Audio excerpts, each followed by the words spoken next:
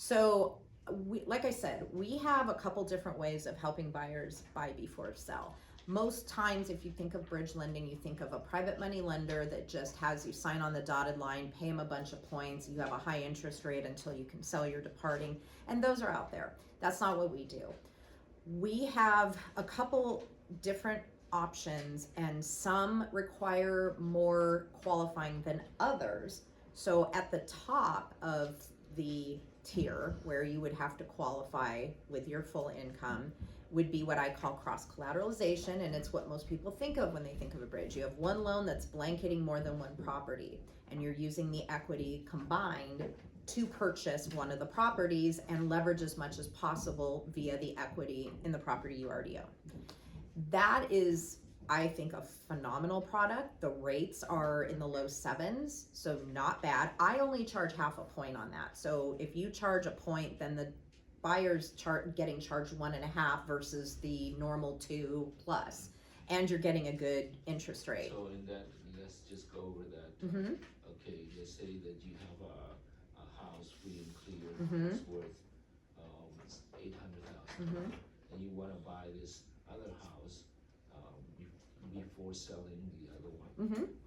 You're going to buy this $1 million house. Mm-hmm. Okay. Now, what is the combination of it? So you have 1.8 total, okay, and you kind of hit the magic word there, which was free and clear, because a lot of people do not own their properties free and clear. So you always have to wonder. They owe 300,000. Well, if they owe 300,000, you're probably putting down more than 10%. If they were free and clear, like your original thought, and we have 1.8 million. Quick, somebody do the math. What's 55% of 1.8 million? So you go 55%. I do 55% if they're going to put zero down, like nothing. Like I'm giving you 100% of that purchase price, and you're not putting anything down except closing costs. Then you're limited to 55. So you're combining the values of both properties. I am. And take 55%. If they're not putting anything down. Okay, let's take with this, okay? Mm-hmm. And in this case, it's basically the loan is going to be 55% from 1.8 million. Right? So 990,000. So they would have to come in with $10,000 plus their closing costs, which is pretty good. Okay, so now it's 9. So if they're buying something for $1 million, Mm-hmm. and so they will just have to come with little bit money to enable them to breach this. Yes, number. but one of the common misconceptions about these loans, because a lot of lenders do it this way, is that you don't have to qualify. You're just qualifying on your equity. We actually, the reason why we do income qualify these loans is because we do not have a balloon. We don't tell you, you have to sell that property within 3 months, 6 months, a year. There's no timing of, in fact, they don't have to sell it at all. There's no, I guess, bombshell that's going to explode at some point if they don't sell.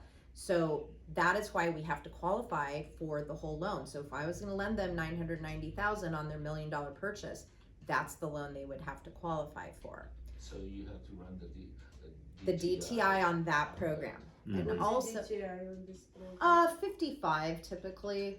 Yeah, 50. Low rate And so what will be the rate? About 7.25 typically. 7.25. So now it's you have 990 Right. at 7.25 borrowed pay. So now they have to have this down payment difference, bridge it, plus down payment, closing plus closing cost, etc. Right. Yes, and plus our commission. Now, if they were putting down 10% or more on any of these transactions, then I can add 10% to my effective LTV. So, 65 would be the max if they were putting down that 10%. So max in general. So you're gonna go more than 65 in combined values.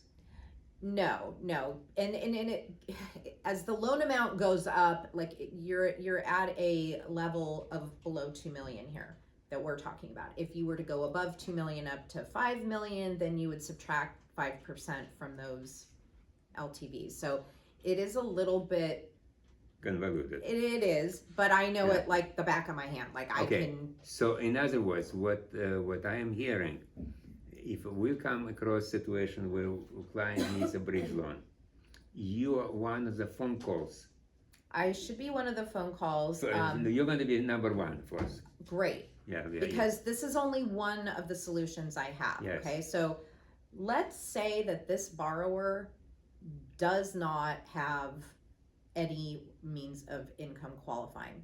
The only thing that I can do where I really don't care about what their income is what I call my bridge to sale loan. And it is not a cross collateral loan. It is my bridge loan is a standalone cash out on their departing. That loan you do have to pay off in 12 months. You do have to show the property is listed. So that loan is a no ratio loan. It's a true no ratio loan. We do collect income documents, but whatever the ratios are, it doesn't matter. Mm-hmm. That is 60% max. Okay, Yeah. so if they had, let's say, $1 million property free and clear, we could give them 600,000, right? But that's non-qualifying. Now, if they took that money, What's the rate on that? that is 9.75 interest only. Yeah. We take all 12 months of the payments out of the proceeds and we put them in an account in our bank, and every month the payment comes out of that. When they pay us off, whatever's not used, they can take back. So it's just an escrow account until the loan is paid off. But that's how we get that, and the fact that the property is listed is how we get away with, as a federal institution, not requiring a max debt ratio. So that works phenomenally for people who have a free and clear property or very low leverage, buying down. Maybe they can just take that money out and go pay cash, or pool it with their own funds and go pay cash. That's a really powerful position to be in. 60%. 60 LTV, right? And Again, from combined properties. no combined. Only This is only on the departing residence. Oh, I see. Cash out, just on that. Now, if you want, and this is where it gets creative, if you want to take that money that I just gave you, use that for a down payment on a purchase, I'll do the purchase loan for you.